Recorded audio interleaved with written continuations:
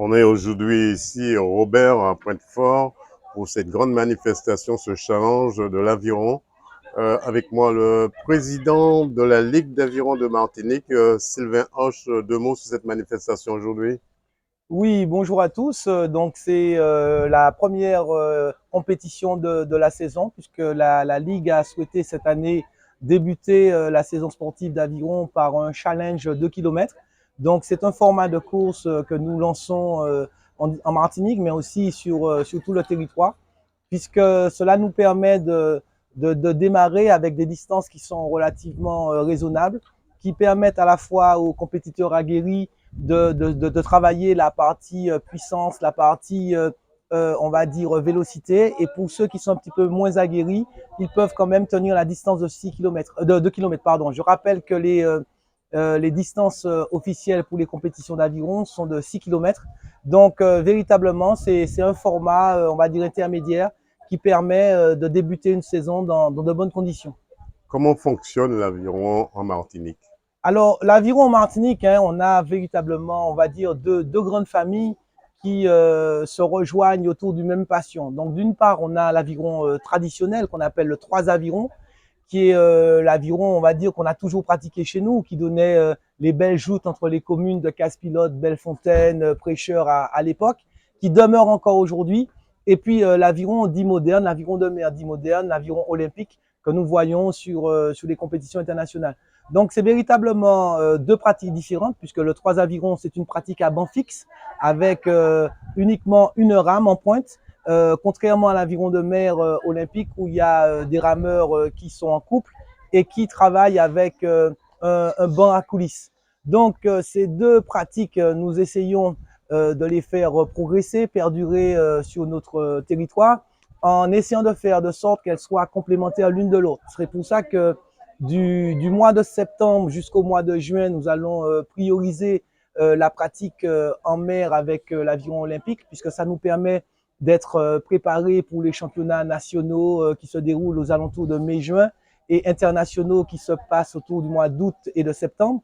Et puis ensuite, nous embrayons sur le traditionnel, puisque nous aimons être présents aux différentes fêtes patronales qui se déroulent pendant les grandes vacances. Et puis bien sûr, nous avons les fêtes de nos marins pêcheurs que nous essayons d'honorer avec notre trois avirons.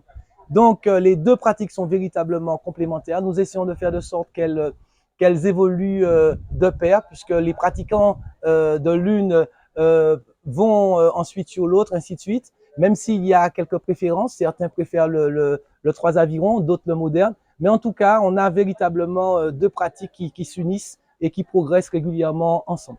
Monsieur le Président, il existe combien de clubs en Martinique d'aviron? Alors, il y a 13 clubs d'aviron en Martinique, mais tous ces clubs n'ont pas la même dynamique. On a vraiment des clubs qui sont axés sur le loisir, sur la découverte, et puis d'autres qui pratiquent un peu plus la compétition. Donc, parmi ceux qui font de la compétition, on compte bien sûr le Prêcheur, Casse-Pilote, AC233 Font-Laillé. Nous avons le club de Sainte-Luce, le club du Robert, et le club des Anses d'Arlé de L'Eau-Ferré qui sont régulièrement présents sur les compétitions.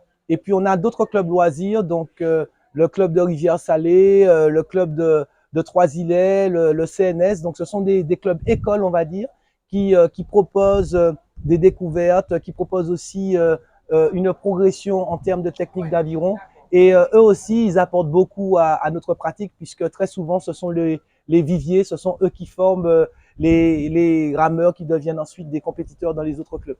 Quels sont les critères, dernière question, quels sont les critères pour faire partie de ces différents clubs? Alors, je dirais qu'il n'y a pas de critères établis, hein. Il y a vraiment un élément, je vais dire, fondateur et qui est aussi fondamental dans toute pratique sportive, c'est la motivation. Du moment que je suis désireux d'avoir une pratique sportive régulière, désireux de mettre mon corps en harmonie avec mon esprit, désireux d'être mieux dans mon corps, eh bien, on se lance dans l'aviron. Parce que je rappelle que l'aviron est un sport porté, donc nous n'avons pas de traumatisme, nous n'avons pas de douleur articulaire, bien au contraire, l'eau nous porte et l'effort que nous faisons est principalement ciblé sur les muscles. Donc nous travaillons chacun à notre rythme et puis progressivement on se rend compte que, comme je le disais tout à l'heure, ceux qui étaient dans le loisir passent à la compétition. tout simplement parce qu'on a une progression qui est quand même assez impressionnante au niveau de l'aviron, tant physiologiquement que mentalement. Donc très vite, les rameurs passent d'une catégorie à l'autre. Donc soyez motivés, venez nous rejoindre, venez découvrir l'aviron dans l'un de ces clubs, puisque tous sont en mesure de vous accueillir dans de bonnes conditions. Et puis ensuite, nous aurons le plaisir de nous retrouver sur l'eau, en compétition ou en randonnée. C'est une discipline à la portée de tous. C'est vraiment une discipline à la portée de tous. Nos plus jeunes ont 8 ans, nos plus anciens ont 76 ans. Donc, nous avons vraiment un petit peu tous les publics. Nous accueillons aussi des personnes en situation de handicap avec quelques adaptations que nous portons sur nos bateaux. Donc, véritablement, nous sommes dans un sport de partage, dans un sport ouvert, intergénérationnel, et nous souhaitons que tous y retrouvent du plaisir et l'envie d'aller plus haut.